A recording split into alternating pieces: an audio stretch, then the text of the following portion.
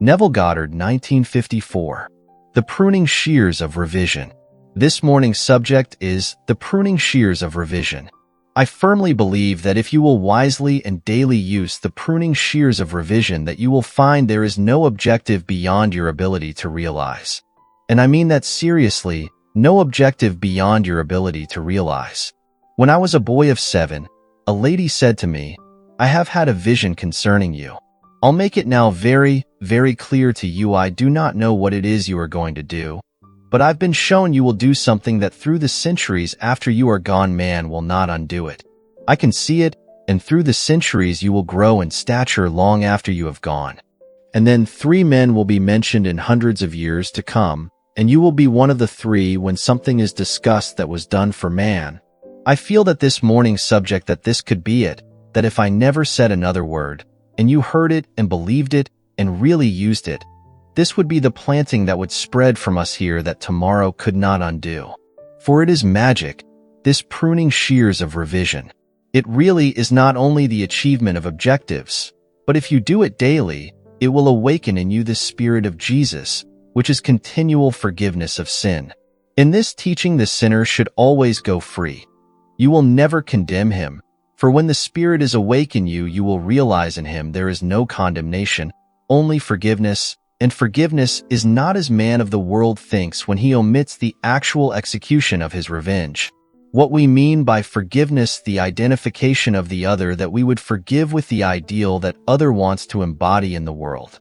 And so we do to him what we expect or would like the world to do to us. So whatever I myself would like to embody, that is the vision that I must hold of every man that I meet in my world. That no man is to be discarded, every man is to be redeemed, and my life is the process whereby that redemption is brought about. And I do it by simply identifying the other with the ideal I want to externalize in my world. Now we will go back to the 2nd of Genesis. It is said, "And God placed man in the Garden of Eden to dress it and to keep it." Now when you read the story, you think it happened thousands of years ago. I have come to tell you it is now. You are now in the Garden of Eden, and you think you are shut out or banished. You are in it, and the garden is your mind. But you need, like every gardener, you need pruning shears. For you have slept, as you were told in that 2nd chapter. Having slept, weeds have appeared in the garden, and the weeds are revealing themselves by the conditions and the circumstances of life. For your garden is always projecting itself on the screen of space, and you can see by looking carefully at your world what you allow to grow in the garden of God. But you have a mission, you have a purpose. It is not to amass a fortune. You can do it if you want to. It's not to be famous. It is not to be some mighty power, but simply to tend the garden of God. That's your purpose. You are placed in the garden to dress it and to keep it, that only the lovely things grow in the garden of God. Now every man in the world is rooted in you who look out and see that world. Every man is rooted in me. He ends in me as I am rooted in and end in God. Because he is rooted in me, he cannot bear other than the nature the root allows. So he is in me, and any changes desired in the outer world can be brought about only if I change the source of the thing I see growing in my world. You see yonder fields? Don't be surprised when you see sesamum. The sesamum was sesamum, the corn was corn, the silence and the darkness knew. So is a man's fate bore. So don't judge it, because you are the source of the thing that you are beholding. Now turn within and prune it by using these pruning shears of revision. Now this is how we do it. At the end of my day, I review the day. I don't judge it, I simply review it. I look over the entire day, all the episodes, all the events, all the conversations, all the meetings, and then as I see it clearly in my mind's eye, I rewrite it. I rewrite it and make it conform to the ideal day I wish I had experienced. I take scene after scene and rewrite it, revise it, and having revised my day, then in my imagination I relive that day, the revised day, and I do it over and over in my imagination until this seeming imagined state begins to take onto me the tones of reality. It seems that it's real, that I actually did experience it, and I have found from experience that these revised days, if really lived, will change my tomorrows. When I meet people tomorrow that today disappointed me, they will not tomorrow. For in me I have changed the very nature of that being, and having changed him, he bears witness tomorrow of the change that took place within me. It is my duty to take this garden and really make it a garden by daily using the pruning shears of revision. I know from experience it will not only bring about these objectives and bring about these changes, but the glorious thing is, it awakens in you, who use it, the Spirit of Jesus, and you find yourself then not justifying but forgiving, and you will realize that freedom and forgiveness are indissolubly linked. You cannot be free and not forgive, for the one that you would bind and judge and condemn anchors you by your own judgment of him, for he is in you. And so by identifying him with the ideal, you want to really realize you free yourself. You are told, forgive, and you shall be forgiven. Forgive not, and then you shall not be forgiven. It's automatic. It can't be otherwise, for the whole springs from you who behold it. And as you begin to practice it, the very Spirit arouses itself within you, and you know that you are he that others spoke about and thought lived 2,000 years ago. So, when you realize it through actual knowledge. You know it. No argument, you don't tell others, you know that you are he. And then you will read the words in the 9th of Hebrews, he appeared to put away sin by the sacrifice of himself. And you will know you are the one that put away sin by the sacrifice of self, and by the sacrifice of self, it's not being a brave one who throws himself in the line of fire to protect a brother. It doesn't mean one who gives his body to be burned, one who is nailed on a cross, but the self of man is the sum total of all that man believes and consents to as true. So that's the self that is sacrificed. I heard of this lady, and she would make some man a wonderful wife, and yet she is unwed. She desires to be the companion of a great noble person, but she is unwed. I heard that. That becomes a part of myself, that's my knowledge. I must sacrifice that self, that aspect of my being be as happy as I am and those in my world are.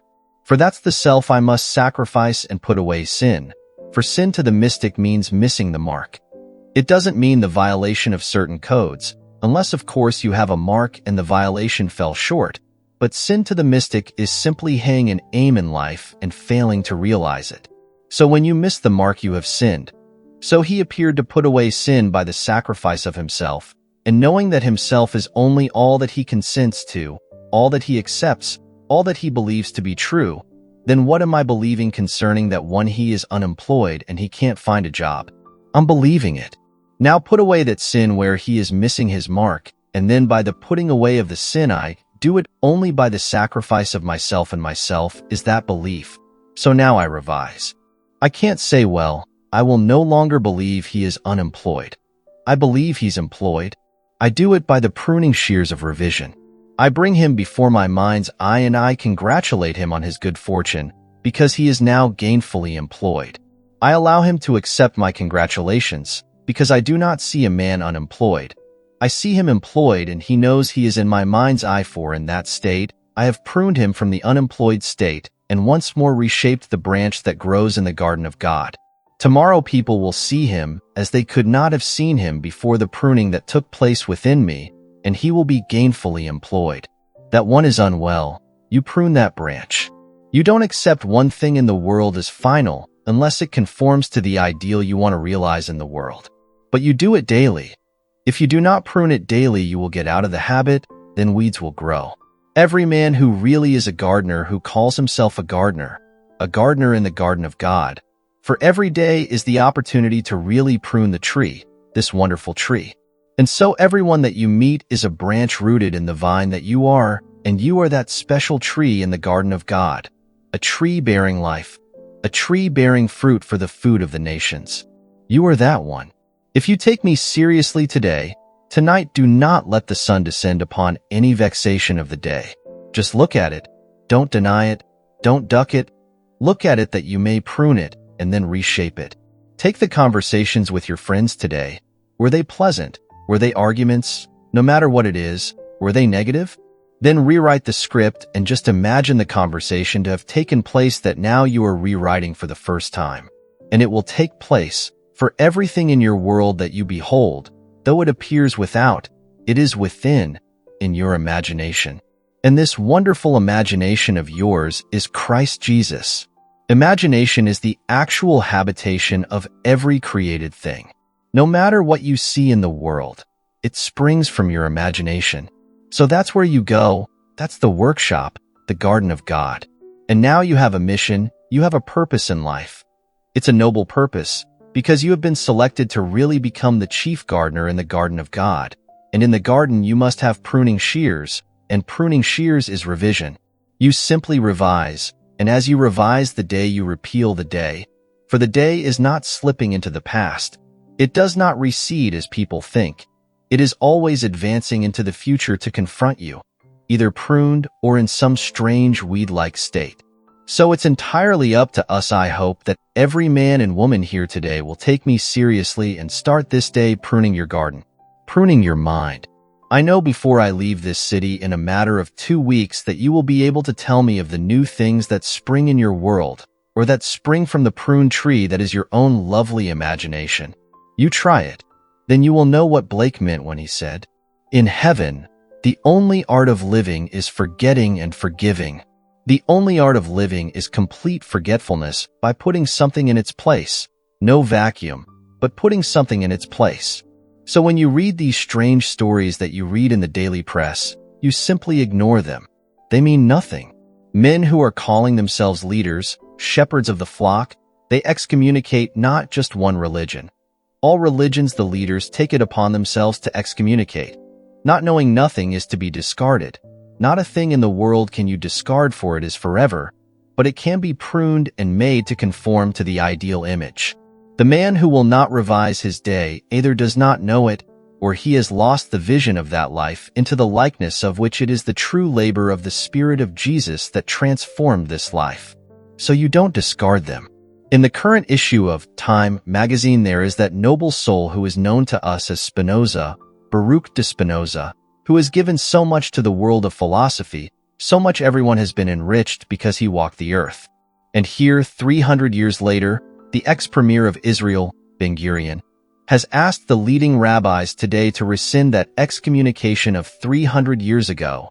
And they tell this noble soul today that they cannot rescind the works of their forefathers, that the curse remains forever, and you should read that silly curse as it's printed in the current issue of Time magazine. They call upon all the angels to curse him, as though angels would curse.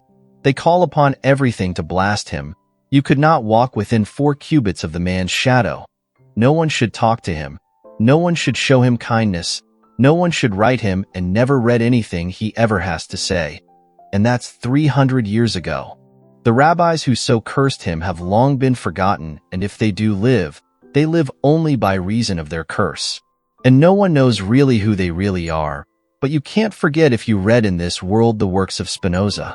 Everyone in this audience possibly has used one of his phrases. Did you know it was he who said nature abhors a vacuum? Now you use it. I use it. But what is the source of it? It was Spinoza. For here was this giant of a mind that after 300 years little minds who think they're leading the flock, they call themselves shepherds. They should go back and read well the book of Jeremiah. You shepherds who spoil my vines, and you who have come into my garden, and you have taken my vines. Now it bears no grape and it bears no leaf, and the garden of Jerusalem now has become a weed. Read it in Jeremiah, how he cries out because shepherds, who call themselves shepherds, are blind leaders of the blind. You take me this morning at my word. You owe me nothing. It cost you not a thing to come here this morning. You come, you give me your time, and I give you my time. But you go out and try it and start this day pruning that wonderful imagination of yours. Do you know someone that is evil? Stop knowing it by bringing him before your mind's eye and carry on with him the most wonderful conversation in the world, with a tender spirit, a loving spirit, and believe in the reality of this communion. Because if you really do it, you are entering the kingdom of heaven, for you enter heaven by a loving, knowing communion with a friend. So make him a friend, if he is a lovely one, no matter what he is. You can prune him, and then as you prune him you are doing the work which you were sent to do for man, and you are that man. You are placed this day in the Garden of Eden to dress it and to keep it. Don't let it continue growing weeds in your world. You are absolutely responsible for every being you meet in this world. That's your responsibility. Just like the teacher we told you of who took this little child that was just about to be expelled. No, the child is not expelled because she heard what you were hearing this morning. So she brought before her mind's eye the child that the principal, the psychiatrist, and all the faculty had agreed unanimously to expel her on her L60th birthday, for she was rude, she was crude, she was unethical. And she went home on a Sunday night and brought that child before her mind's eye and communed with her and saw in her a tender child, a considerate child, a loving child. The next day, Monday, in class she expressed all the kindness of that revision of the night before, and 10 days later, when it was seen and witnessed by all the faculty and the psychiatrist, another meeting was called, and they repealed their verdict of 10 days before, and the child is not expelled. She still sits in the George Washington High School in New York City, which is considered an excellent school, and so there she is, with no black marks against her because one teacher sat in the audience, as you were here, and she believed. What I hope everyone here will believe, and she redeemed a branch of her own tree. She didn't realize the child was herself. She saw up to that very moment all the children that she taught in pure objectivity. Blind man sees the world objective to himself, something detached from himself. When man begins to awake, he sees everything subjectively related. Everything he meets is part of himself, and what he does not now understand, still he knows that it is related by affinity to some as yet unrealized force in his own being. So he doesn't discard it.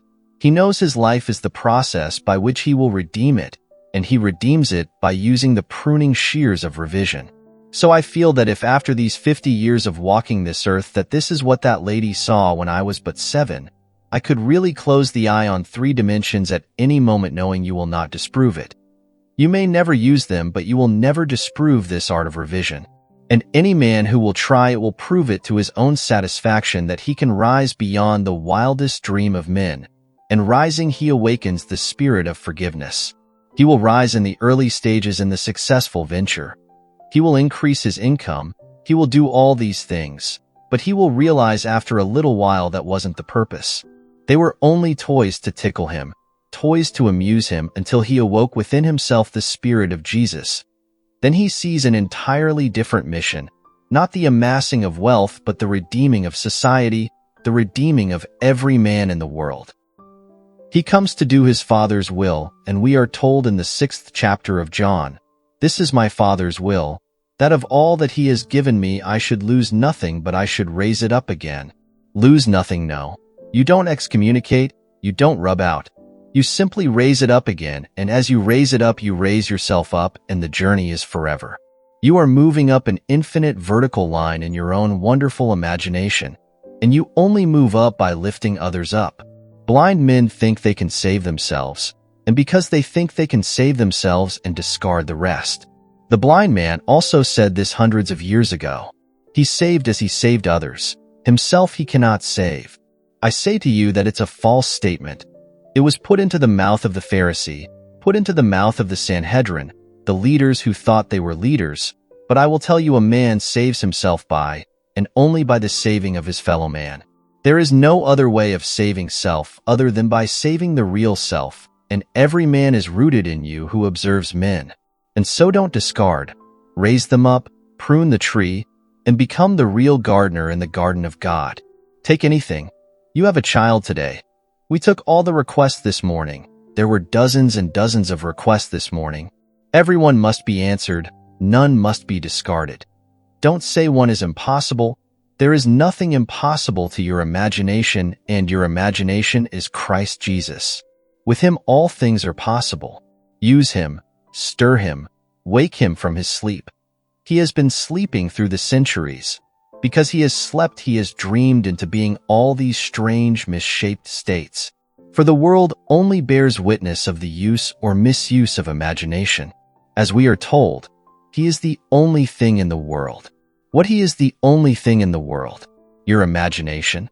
For it is the habitation of every created thing, and by it all things are made, and without it is nothing made that is made. So use it wisely, use it lovingly, and any time you use your imagination lovingly on behalf of another, you are at that moment literally mediating God to man. Imagination is the redemptive power of the world, and you are actually mediating God to man by using it in a loving, wonderful way. Now let us go into the silence.